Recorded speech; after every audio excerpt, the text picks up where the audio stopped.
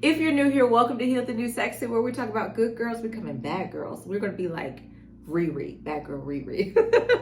But really, we talk about healing, self-love, and relationships. And I really want to talk to the good girls that are frustrated with life, the good girls who did everything right. You were patient, you were kind, you were sugar and not so much spice. And life right now has been lifing. It's been disappointing. What they told you life would be hasn't turned out that way. So I want to talk about that. Now, I want to be clear. This good girl villain era is not about being mean or disrespectful, but it's about not engaging in self-abandonment, not engaging in people pleasing. It's about having boundaries. And if you like this video, down below, let me know if you would like me to do a series, because I really think that the good girls need to be deprogrammed. I think the good girls need to maybe deconstruct the good girl theology about how we need to show up as women. If you're interested in me doing a series, put series down below and I will be sure to do that. Listen, you did all the things right and now you're disappointed. You were told to go to school, and after school you would get married and you would have children and your life would look a certain way, but you still have ended up disappointed and drained, overlooked and betrayed, or living a life that doesn't feel like yours. Do you feel like you're living life for other people, or do you feel like you're living life for yourself? Because quite often people project onto you what your life should look like. And it's almost like you don't have the freedom of expression. Good girl, that's not what it is. That's what it is. Good girls don't have freedom of expression. You don't have the freedom to show up the way that you desire to show up. You look online, everything is beige. There's no color. You know, this is how you're supposed to dress. This is how you're supposed to do your hair. All of this stuff. And you don't have the freedom to be who you are. And now you feel like you've betrayed yourself. You feel like, wait a minute, I'm getting the short end of the stick. I did everything that everyone told me to do, and my life still has turned out the way it's turned out. And my life isn't pleasing for me. I'm not satisfied with this life, right? You are a woman who was conditioned to abandon yourself. And I want you to know that the villain era is not about getting your lick back. Just in case somebody did something to you, like, Cynthia, am I going to be Catwoman or Storm? We're not talking about that, okay? It's about becoming unavailable for what harmed you or what is harmful, whether that's people that are harmful, beliefs that are harmful, work and labor that is harmful. You are becoming unavailable just in time for the summer too, because you know we're about to be outside. We about to be outside. Okay. Listen, the good girl was rewarded for self-abandonment. A lot of women were not taught to be good. We were taught to be useful. I talk about all the time our emotional and physical labor. It could even be spiritual labor that you are giving. Sorry if y'all hearing people outside cutting the dirt, because ain't much grass out there, okay? You know, we were taught to be agreeable. We were taught to be low maintenance. That's why some of you worried about, you know, am I being too much in your dating, or shrinking when you go into certain spaces and places, not being your bold and authentic self. Because we were conditioned just to be useful. We were conditioned that the role of a woman is to be married to a man, to be useful to him and to be useful to our children, but not to be useful to ourselves. We were taught to be pleasurable to men, but not to seek or be pleasurable for ourselves. We were taught that our bodies were belong to men and belong to our children for birth and babies, but our bodies didn't belong to ourselves. So everything about you was for someone else and not for you. Sorry, y'all. See, it's just when it gets good that they want to come and cut the grass. Okay, the grass has been doing what it needs to do, right? We were taught to be forgiving before. We were taught to be discerning. We were taught to keep the peace even when the peace was costing us our self-respect. How is it? How is it? Okay, and I'm going to do a video on appeasement behavior, because many women were conditioned to appease men in order to be safe, right? So, and not only just appease men in order to be safe, we were just taught that we should appease men. So that's why a man can look at you and be like, you need to smile. And so you smile. No, if I don't want to smile, I don't want to smile. I remember being in Savannah. So I grew up in Germany. For you guys who don't know, I grew up in Germany. In Germany, we had no air conditioning, okay? Moved to Savannah. It is hotter in Savannah than in Germany. I remember sitting at the bus stop. Man gonna come by talking about, some you too pretty not to smile. Why don't you smile? I said, it's hot. So even when you're uncomfortable, men unhealthy men expect you to appease them. They expect you to be pleasurable to them. And many of us were taught that. That's why when you were younger, they said, go hug such and such, and you didn't want to. You need to hug them. No, absolutely not. Absolutely not. And many women confuse the conditioning, our conditioning, with character. But sometimes what you're calling being good is really fear. The fear of being disliked or having a polarizing personality. The fear of being rejected. And I told you I did a video, and I'll put it up here, why we need more rejection. The fear of being judged. The fear of being called selfish. The fear of being alone. So you've learned to make yourself easier and palatable for everyone else. And let me be very clear. The day you decide that you don't care about being palatable is the day you experience freedom like you've never had before. The day you stop caring about what people think, what they will have to say, you will release some of the emotional burden that you have. Because your life, you should live it on your terms. Not trying to be palatable for somebody else, not trying to appease others, not trying to make yourself small. No, we're a good girl gone bad. Okay? This is why the villain era is necessary, because a good girl keeps explaining. The villain woman starts exiting anything that no longer serves her. She's not playing small. She's not compromising her mental health and her well-being for relationships. She's not appeasing men and maybe her parents and religious leaders. She's not doing that. She's not sacrificing and abandoning who she truly is. She is becoming. She's taking up the space that was created for her. Not somebody else's space. The space that was created for her. Listen, being good didn't protect you. Let's be honest. Being good didn't stop people from using you. Being good didn't guarantee that people were loyal to you. Being good didn't get you the marriage. Being good didn't get you the relationship. Being good didn't get you the promotion. Being good didn't do any of that. Being patient didn't make him become a better man. Being forgiving didn't make people stop hurting you. Matter of fact, sometimes the way forgiveness is taught. I have a video on toxic forgiveness, so you might want to watch that. But the way forgiveness is taught almost is to allow people to keep using you. Oh, you're supposed to forgive. You're supposed to forgive. Yes, I can forgive, but I'm not going to allow you to keep injuring me. What are we doing? I'm not going to keep allowing you to injure me. I'm not going to keep allowing you to steal money from me. I'm not going to keep allowing you to take advantage of me. I'm not going to keep allowing you to have access to my life because I forgave you. I forgive you, but we don't have to reconcile. I forgive you, and we don't have to share the same space and place. Right? That's the good girl. That's the heartbreak of a good girl. Because people feel like they can not feel you have been conditioned and shaped and groomed to allow people to take advantage of you, to just keep taking the emotional and the physical abuse. That's abuse. Right? A good girl was taught if she's loving enough, patient enough, soft enough. That's why there's so many women trying to be in their feminine era, because they've drunk the Kool-Aid that if I'm feminine and I talk like this, then I'm going to get a man and life is going to be well with me. Versus your femininity being defined by you. Your beauty is defined by you. It's not defined by society.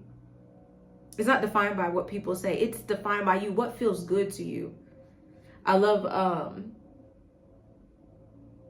what was that? What's her name? Holly Berry, when she said, I want you to make me feel good. She was telling him what she wanted him to do. And I'm telling you, what makes you feel good? So this young, beautiful woman, you watching this video, you were taught that you needed to be soft and feminine, and you needed to be, if you were spiritual enough and loving enough and caring enough, but you weren't enough, that you were easy, that life would reward you. That's why many women, I've seen over the past couple of years, this conversation about many women becoming Christian, and they think because they're Christian and they're a good Christian daughter that they're going to get a husband, and now you're frustrated because you don't have a husband, because Christianity, the reward is not the husband. Okay, and this is where the shift happens. Because eventually you stop asking, why didn't they choose me? And you start asking, why did I keep choosing situations that require me to disappear? And why haven't I chosen me? Before anyone chooses you, you have to choose you. And for my young girls, because I see y'all, I see some young ladies between the ages of 13 and 17, you need to always choose you first, baby. Choose you. What is it that you want? And let me be very clear, there are going to be people who don't agree with you and what you're doing, and that is okay. But you have one life to live, and it's yours. It belongs to you. They're living their life, and you live your life. You have one life to live. And when you look back on your life, I'm 37, I'll be 38 next month. When I look back on my life, there's some decisions I made based off of being a good girl, what people taught me and what was expected of me. But as I move forward with my life, there are decisions I've made that people don't agree with me about, but I have peace with. And that's what matters to me. Does it bring you peace? Are you sacrificing your emotional and mental health for somebody else? A lot of times what I see is, in my clients specifically, and if you need a coaching call to break this good girl, so you can get your bad girl era, schedule it. The link is down below. What I see for many of my clients, they're trying to please everybody, and they have not learned how to please themselves. You're trying to please your mother, your father, your sister, your brother, your children, that man. You're trying to please your ex-man. You're trying to keep peace with everybody, but meanwhile, you're losing your mind because it's chaotic for you. We're not doing that anymore. I want you to know that the Villian era is about boundaries. The Villian era is not about becoming mean. And many women don't enforce their boundaries because we have been conditioned not to be mean. Who cares if you're mean? Mean is a word of manipulation for women. Oh, she's mean. Listen, if somebody told you I'm mean, I don't care. I have boundaries.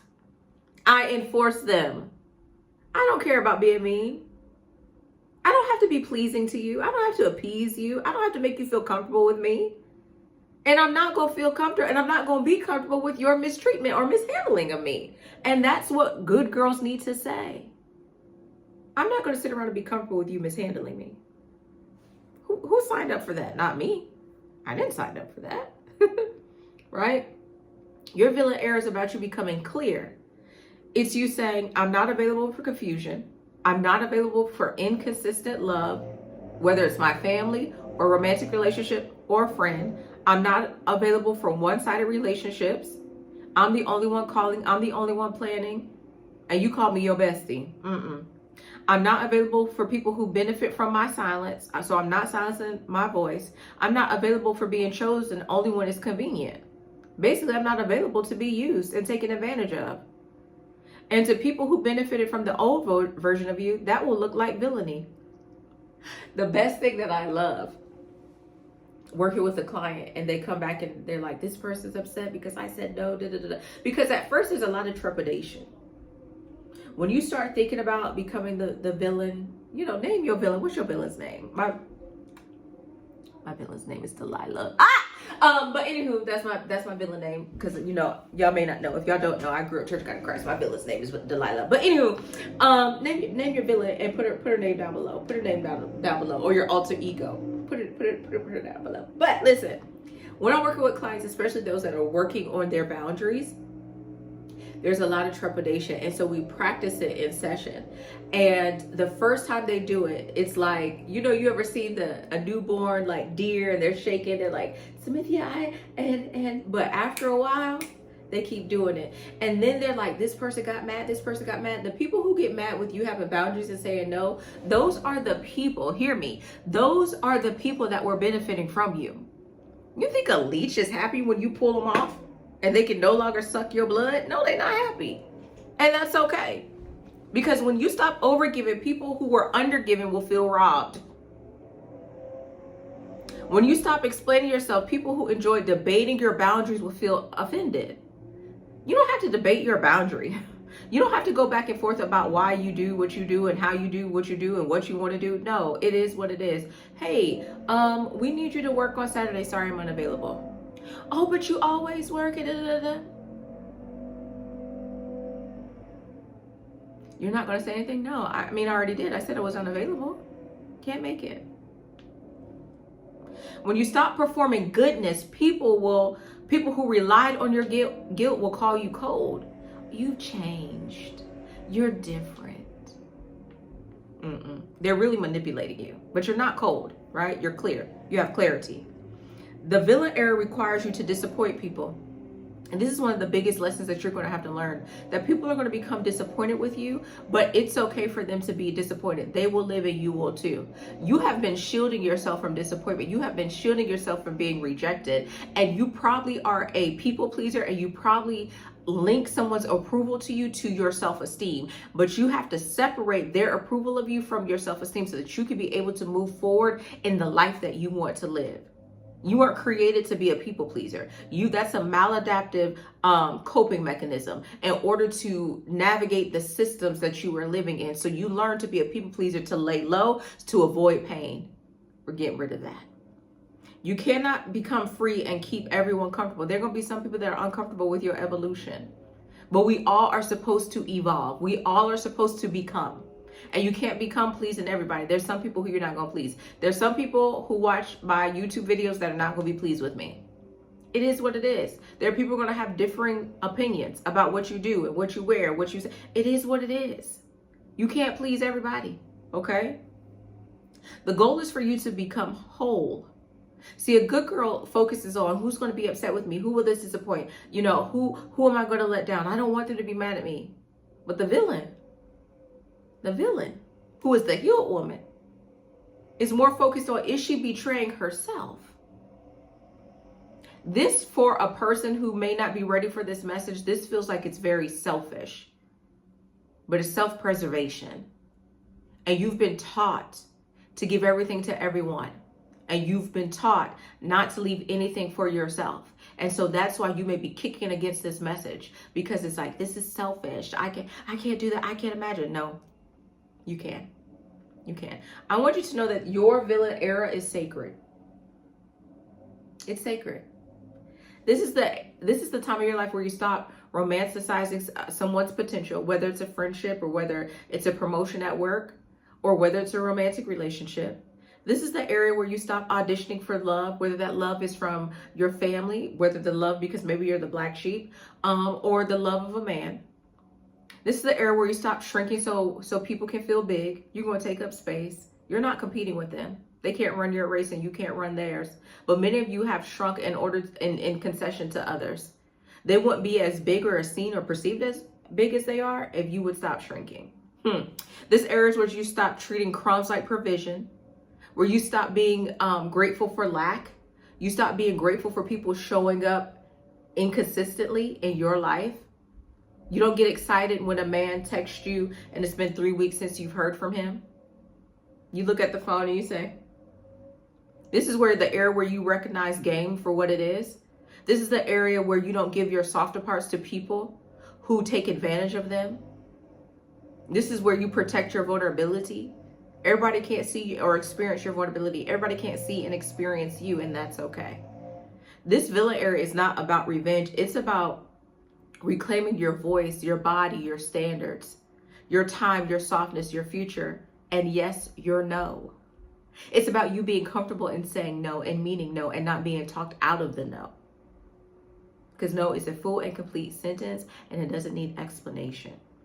And most importantly, you are reclaiming the woman you had to abandon in order to become accepted.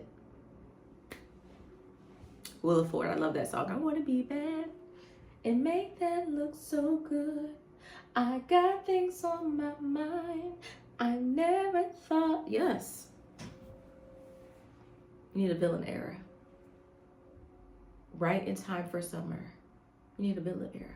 You need to reintroduce yourself. Because people have you misconstrued. They thought they knew you. And that's the thing about a good girl.